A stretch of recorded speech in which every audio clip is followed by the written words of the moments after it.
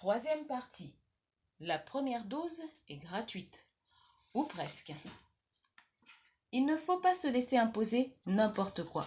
Chapitre 15. Sois heureux un instant. Cet instant, c'est ta vie. Omar Khayyam, poète persan du XIe siècle. La vie humaine, même à son plus long, est extrêmement courte. Quelques-uns d'entre nous la prennent à leurs dépens en tombant malades très jeunes. Parmi les autres, les plus chanceux, s'en rendent compte quand ils passent le cap de la quarantaine. Les derniers n'en prennent jamais conscience ou le réalisent trop tard. Bref, la fin, la vôtre comme la mienne, arrivera bien assez vite. D'où l'importance de trouver ce qui nous intéresse vraiment, ce que nous voulons réellement voir accomplir ou expérimenter.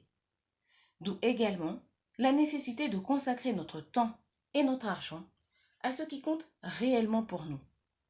Comme le disait Agatha Christie, il faut vivre aujourd'hui comme si c'était le dernier jour et faire des projets comme si on était là pour l'éternité. C'est ici que la technologie pose problème. Elle promettait d'être à notre service et de nous faire gagner du temps. Elle en a partie tenu ses promesses. On ne perd plus de temps à chercher une rue depuis qu'on a un GPS. On ne rate plus un appel depuis qu'on trimballe partout son cellulaire. Les moteurs de recherche mettent à notre portée la quasi-totalité des connaissances universelles. On a accès à environ tout ce qui s'est produit comme films et séries depuis que le cinéma et la télévision existent. Les jeux vidéo sont plus captivants qu'ils ne l'ont jamais été. Nous pouvons garder contact avec nos amis sans effort depuis que Facebook nous montre comment tout un chacun occupe ses journées. Plus besoin d'attendre la poste, on écrit et on reçoit ses messages instantanément ou presque. Certains effets pervers de la technologie commencent toutefois à se faire sentir. L'omniprésence des GPS dans nos voitures affecte négativement notre sens de l'orientation. Il y a 10 ans, quand on rendait visite à quelqu'un dans une ville inconnue, on consultait une carte et on cherchait des repères. Aujourd'hui, nous pouvons nous rendre 5 fois au même endroit et avoir encore besoin d'indications parce que nous ne nous attardons plus à notre environnement, concentrés comme nous le sommes sur la voie qui dit de tourner à droite à la prochaine intersection. Nos téléséries sont présentées en continu. Le second épisode commençant automatiquement à la fin du premier, le troisième à la fin du deuxième, etc. Nous nous retrouvons ainsi complètement abrutis, hypnotisés devant notre écran pendant des heures, parfois même des jours. Quand j'ai publié mon premier roman en 2002, les lecteurs et lectrices m'écrivaient des lettres qu'ils envoyaient par la poste chez mon éditeur, qui, lui, les glissait dans une enveloppe pour les expédier chez moi, par la poste aussi. Il va de soi que personne ne s'attendait à recevoir une réponse dans la semaine. J'avais tout le loisir de réfléchir à ce que je voulais écrire à chacun. Aujourd'hui, si je reçois parfois des courriels, la grande majorité des gens m'écrivent sur Messenger. Je réponds généralement dans les 2 ou 3 jours qui suivent. Il arrive toutefois, et trop souvent à mon goût, qu'une personne m'écrive le matin et que frustrée de ne pas avoir reçu de message de réponse dans la journée, elle me réécrive le soir pour me chanter des bêtises et m'accuser de l'ignorer. Ça me jette à terre à chaque fois. La technologie a permis d'améliorer les communications et personne ne peut le nier. Mais en facilitant la transmission des messages, elle a ouvert une boîte de Pandore. Nous sommes désormais hyper sollicités, si bien que répondre à tous ceux qui nous ont écrit dans la journée prend un temps fou. Surtout que tout le monde exige une réponse immédiate. Mais il n'y a pas le feu. La plupart de ces messages ne contiennent souvent que des banalités, quand ce n'est pas carrément de la publicité. Paradoxalement, nous n'avons jamais été aussi seuls, et Internet, malgré ses nombreuses possibilités de connexion, incite davantage à l'isolement. Non seulement nous partageons de moins en moins notre écran, combien de gens regardent encore un film en famille? Mais nous aimons croire que ceux qui discutent avec nous en ligne sont vraiment avec nous, et que nous entretenons avec eux une vraie relation.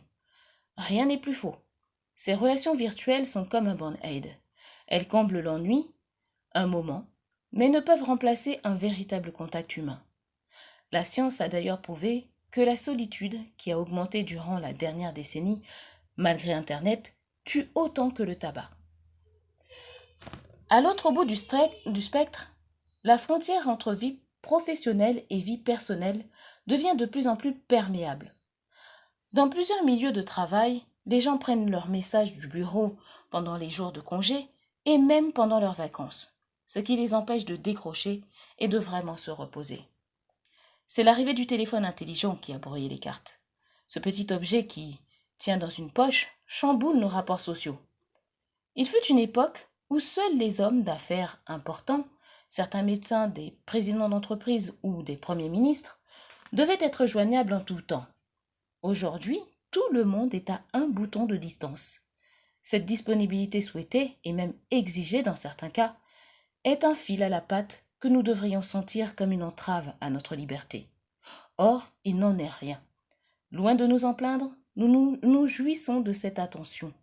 Nous sommes même devenus accros à la distraction que procurent les applications de notre téléphone intelligent. Qu'on le veuille ou non, quand nous posons notre appareil sur la table pendant le repas dans un restaurant, nous envoyons aux convives le message suivant. Je juge que les gens qui communiqueront peut-être avec moi au moyen de cet appareil sont plus importants que vous.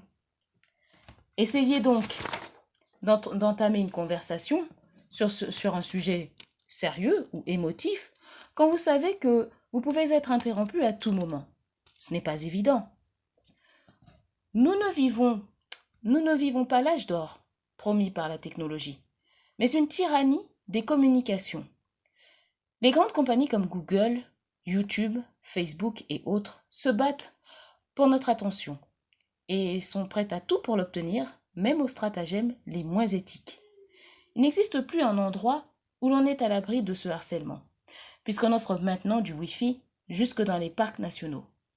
Pas moyen de prendre la clé des champs, on nous retrouve même en plein bois.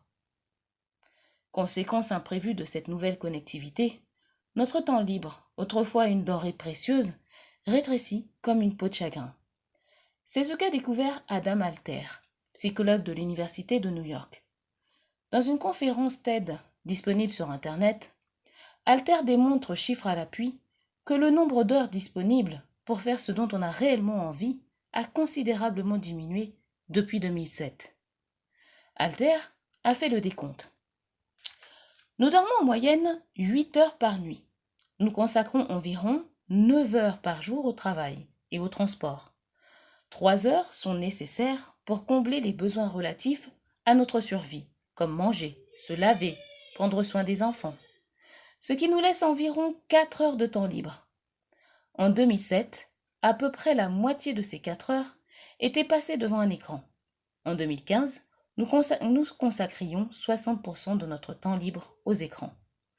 En 2019, c'était 90%.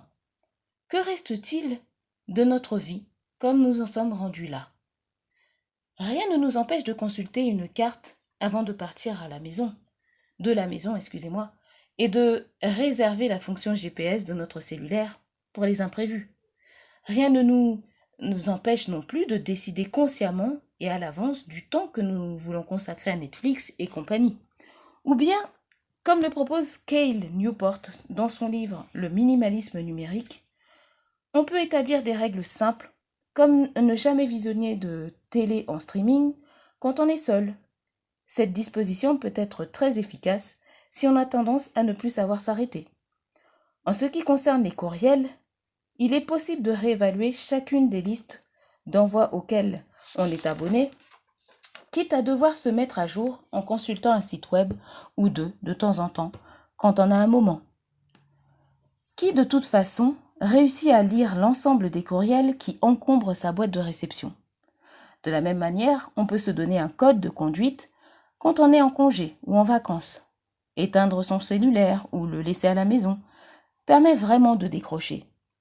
Si l'idée de manquer un appel urgent vous angoisse, Cal Newport suggère d'associer différentes sonneries à différentes personnes de manière à discerner si l'appel entrant concerne le travail ou la famille.